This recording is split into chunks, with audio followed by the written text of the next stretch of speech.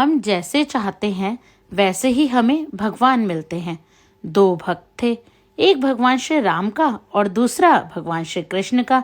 दोनों अपने अपने इष्ट देव, अपने भगवान को श्रेष्ठ बतलाते थे। एक बार वे जंगल में गए। वहां दोनों भक्त अपने अपने भगवान को पुकारने लगे। उनका भाव यह था कि दोनों में से जो भगवान शीघ्र यानी जल्दी ही प्रकट हो जाएंगे वही सबसे श्रेष्ठ भगवान है।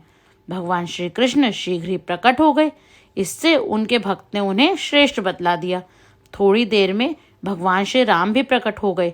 इस पर उनके भक्त ने कहा, हे प्रभु, आपने तो मुझे हरा दिया। भगवान श्री कृष्ण तो पहले आ गए, पर आप तो बहुत देर से आए हैं, जिससे मेरा अपमान हो गया। भगवान श्री राम ने अपने भक्त से पूछा, तूने मुझे किस रूप में याद किया था? भक्त बोला, राजा अधिराज के रूप में। तब भगवान श्री राम बोले, बिना सवारी के राजा अधिराज कैसे आ जाएंगे? पहले सवारी तैयार होगी तभी तो वे आएंगे। कृष्ण भक्त से पूछा कि तुमने श्री कृष्ण को किस रूप में याद करा? भक्त ने कहा, मैंने तो अपने भगवान को गाय चराने वाला के रूप में याद किया। वे यहीं जंगल में गाय चराते होंगे, इसीलिए वे पुकारते ही तुरंत प्रकट हो गए।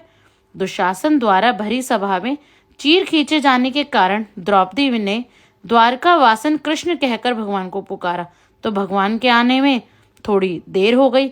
इस पर भगवान ने द्रौपदी से कहा कि तूने मुझे द्वारका में रहने वाला कहकर पुकारा, इसलिए मुझे द्वारका जाकर फिर वहां से आना पड़ा।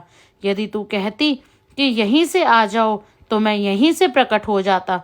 भगवान सब जगह हैं, जहां हम हैं वहां भगवान भी हैं।